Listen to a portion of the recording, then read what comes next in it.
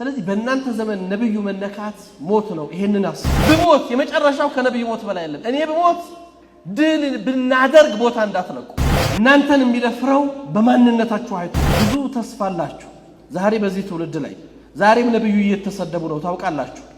ዛሬም የእስልምና ክብር እየተደፈረ ነው ይሄ ትውልድ ባለበት ዘመን ውስጥ ይሄ ለኛ ሞት ነው ታምናላችሁ ምንድነው መልሳችን አማም ረብል ዓለሚን በዚሁ አጋጣሚ ይሄንን መልእክት ማስተላለፍ ፈልጋለሁ ለሚሰሙት ሁሉ በዚህ ሰሞን በሚዲያ እየተንሸራሸረ ያለ የነብዩ ክብርን የነካ ሰው ነብዩን አይደለም የደፈረው ነብዩ ማይደፈር ስብዕናና ክብር ያላቸው ነው አላህ ከፍ ያደረጋቸው ነብይ ናቸው ሰለላሁ ዐለይሂ ወሰለም ምንም የሚሹሱ አይደለም ግን ድፍረቱኛ ነው የክርስትና እምነት ተከታይ ወገኖች ቤተ ክህነት እስልምናን ስንሰብክም ስናስተምር ሰዎች አምነውበት እንዲመጡ እንጂ ሰዎችን አስገድደን እንድናዝ የታዘዝንበት ዲን አይደለም አድርገንም አናውቅ የትኛውም እምነት ክብር እንዲነካ አንፈልግም ያም የታዘዝነው በቁርአን ላይ ነው አላህ የሌሎችን እምነት አትሳደቡ እምነታችሁን ታሰድባላችሁና ጌታችሁን ታሰድባላችሁ ስላለ ይሄንን እናናደርግ ሰዎች በአስተምሮት ይጥሩ ይስበኩ አደባባዩን ይቆጣጠሩ ችግር የለብንም ሐቅ ያለው ሜዳው ላይ ይውጣ ነገር ግን የእምነቱን ረምዝ ይሁን የእስልምና ከነፍሳችን በላይ የምንወዳቸው ነብይ አንድ አይደለም 100 ጊዜ ፊዳ የምንሆንላቸው ነብይ መንካት ግን የዚህ ኡማ ክብር መንካት ነው ስለዚህ ዝም እንደማንል ሊያውቁት ይገባል እንደ ተቋም እንቅስቃሴ ተጀምሯል እስልምና ጉዳይ ተቋሙ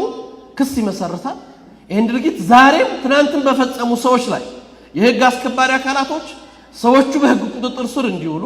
አላስፈላጊ ነገር እንዳይደረግ እንዲያደርጉ በህግ ተጠያቂ እንዲሆኑ እንጠይቃለን ህጋዊ ስርዓት ተከትለን እንሄዳለን ይሄን ያነሳሁት እናንተ ወጣቶች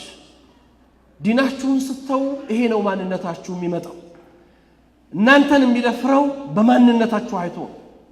ስለዚህ በእናንተ ዘመን ነብዩ መነካት ሞት ነው ይሄንን አስቡት ዲን ከለቀቀ ብዙ ጊዜ መድረክ ላይ እናገራሉ ነብዩ ሰለላሁ ዐለይሂ ወሰለም ኡሁድ ጦርነት ላይ ጀበል ሩማት ላይ እነዛን 50 ሩማቶችን ሲያስቀምጧቸው ወስያቸው ምን ነበር በሞት እንኳን ቦታ አትልቀቁ ነው አይደል በሞት የመጨረሻው ከነብዩ ሞት በላይ አይደለም እኔ በሞት ድል ብናደርግ ቦታ እንዳትለቁ ቦታ ለቀቁ ኡማው ዋጋ ከፈለ ሐምዛን አጣ ረዲየላሁ ዐንሁ እነዛን ኺረተ الخلق የተባሉ ኺረተ الصحابه 70 ሹሃዳء الهود አጣናቸው ሁሉ ጊዜ ቦታ ከለቀቅን ምን ከፍለው ይዋጋ ቦታችሁን አትልቀቁ መልእክቱ ዛሬ ለምናየው ተራራ ምልክት ይሆናል እንጂ መልእክቱ ዛሬም ድረስ አለ ቦታችሁን ከለቀቃችሁ ዋጋ ትከፍላላችሁ ወጣቶች ወደ ቦታችሁ ተመለሱ የዚህ ኡማ ተስፋ ናችሁ ይሄ ኡማ በእናንተ ማንነት ላይ የተመሰረተ ነው የትናንት ታሪክ ሲወራ እነዛ ወጣቶች ነው እንዲናሻገሩት ዛሬም እነዚህ ወጣቶች ነው ይሄን የሚጠብቁት ይሄንን እንድታስቡት ፈልጋለሁ